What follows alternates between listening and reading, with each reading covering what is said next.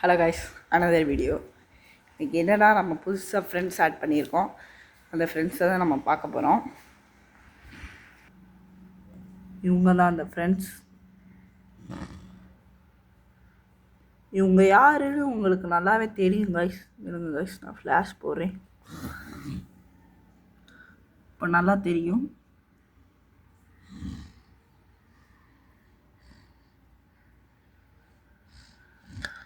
பாதி பேர் கண்டுபிடிச்சிருவீங்க. இவங்க தான் கைஸ் கொய். இவங்க தான் பார்த்தீங்கன்னா கொய் ஃபிஷஸ். 4 வந்துருக்கு. எல்லா கலர்லேயும் ஒன்று வாங்கியிருக்கேன். அதில் ஒன்று மட்டும் நல்லா நார்மல் கலரில் தான் இருக்குது. இதான் இது.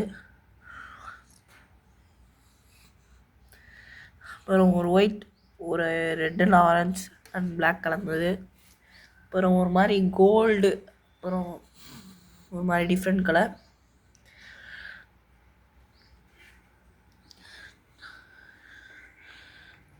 நல்லா எல்லாம் இந்த அளவுக்கு இருக்கும். இந்த அளவு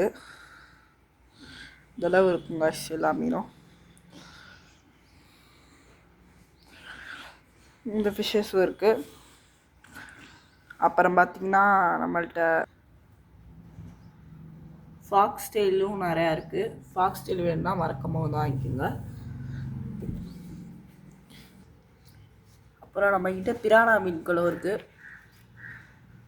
இந்த சில்வர் ஃபிரானா வேணும்னா நீங்கள் கமெண்ட் பண்ணி வாங்கிக்கோங்க. சைஸாக பிரிச்சுருக்கேன்.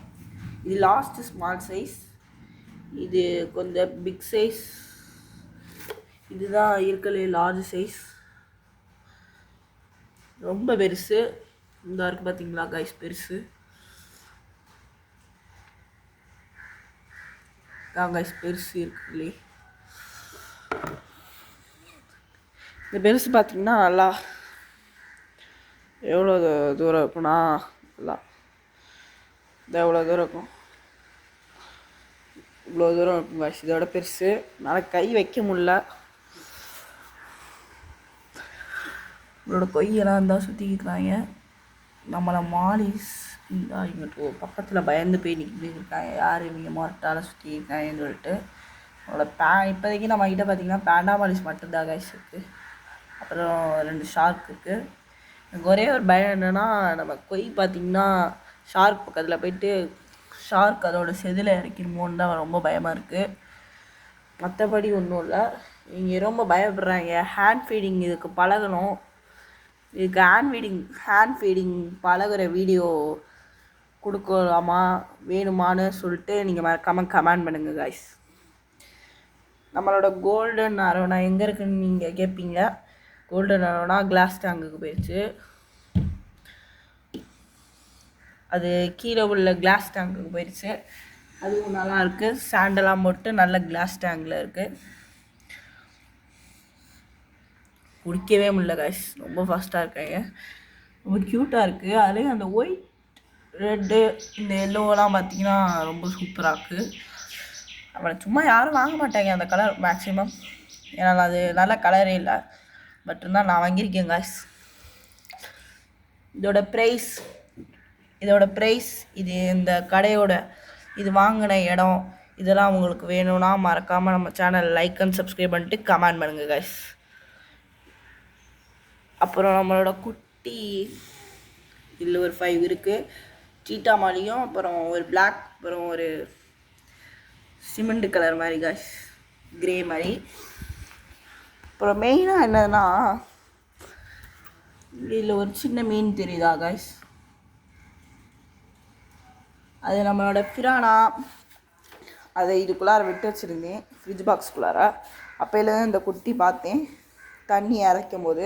ஏன்னா பிரானா பொதுவாக அக்ரெசிவ்னஸ் அதிகமாகவே இருக்கும். துள்ளுன்னு சொல்லிட்டு நான் வாட்டர் லெவலில் ரொம்ப கம்மியாக பண்ணியிருந்தேன். அதே மாதிரி நம்ம கொஞ்சம் முக்கியமான பொருட்கள்லாம் வாங்கியிருக்கோம். ஒரு பொருள் வாங்கியிருக்கோம். எப்போதும் ப்ளூ மெடிசன் தான் வாங்குவோம், அந்த தடவை எல்லோ மெடிசன் வாங்கியிருக்கோம்.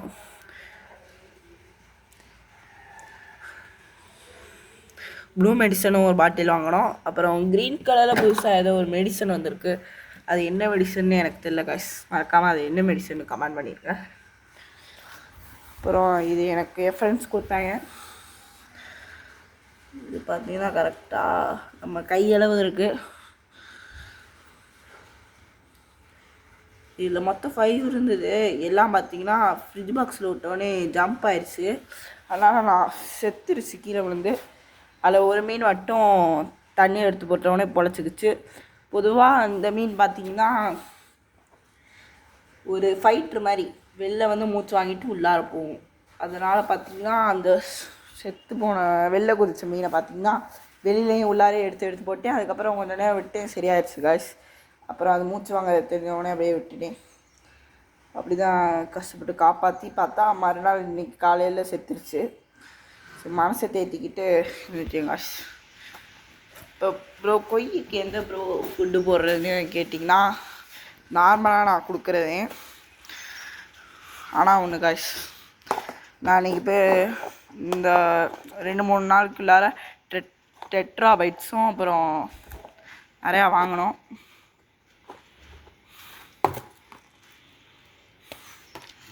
நார்மலாக நம்ம ஃபுட்டு மெயினாக பார்த்திங்கன்னா ட்ரீட் மாதிரி நம்ம ஃபைட்டருக்கு கொடுக்குறக்கூடிய ஃபுட்டு வச்சுருக்கேன். இப்போ தான் கொஞ்சம் எப்போயாவது போட்டு பழகுறேன். இப்போ பழகிட்டாங்கன்னா அந்த ராயல் ஃபைட்டர் ஃபுட்டை போட்டு நம்ம பழகிடலாம். ட்ரை வார்ம்ஸ் கொடுக்கணும் காய்ஸ் நம்ம ஃபிஷ்ஷஸ்க்கு. முக்கியமாக டெட்ரா பைட்ஸ் கொடுக்குறது தான் நல்லதுன்னு நினைக்கிறேன். ஏன்னா நம்ம நார்மலாக வளர்க்குற நம்மளோட பேண்டா மாடே நல்லா ஹெல்த்தியாக இருக்கும், ஷார்க் ஹெல்த்தியாக இருக்கும். அப்புறம் நம்மளோட கொய்ஸும் நல்லா வளரும். கொய் இப்போ நம்ம இப்போதைக்கு நம்ம பார்த்திங்கன்னா ஃபுட்டு போடல, ஏன்னா கொய் நிறையா சாப்பிடும். அதனால் கொய்க்கு நிறையா ஃபுட்டு போடணும். இதோட வாயை பார்த்தா தான் கொஞ்சம் பயமாக இருக்குது. ஏன்னா மீன்லாம் வயிறு குண்டாக இருக்கும்போது நம்ம தனியாக எடுத்து வச்சிடணும் போல். சப்போஸ் இதிலே குட்டி போட்டுருச்சுன்னா கண்டிப்பாக சாப்பிட்ருவாங்க. ஏன்னா வாய் ரொம்ப பெருசு. இதோட இவங்கள ஹேண்டில் பண்ணவே முடியல.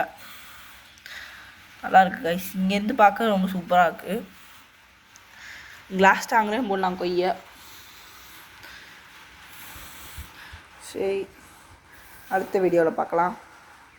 Bye guys. சாரி கைஸ், நம்ம பார்த்திங்கன்னா கீழே உள்ள டேங்கை காட்ட மறந்துட்டோம். இந்த காட்டு கௌரா டேங்கை கைஸ். இந்த இருக்கு கைஸ் கோல்டு கௌரா.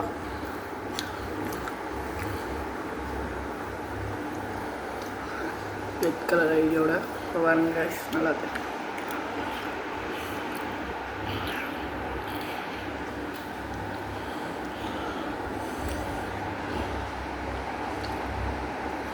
மீன்ஸ் எவ்வளோ தண்ணி கலந்துச்சு காய்ஸ்.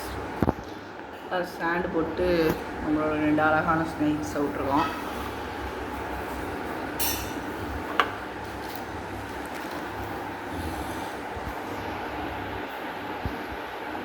பிடிச்சிருக்கோன்னு நினைக்கிறேன் ப்ளீஸ். இதுக்கு நார்மல் ஃபுட்டு தான் பாய்ஸ் போடுறோம்.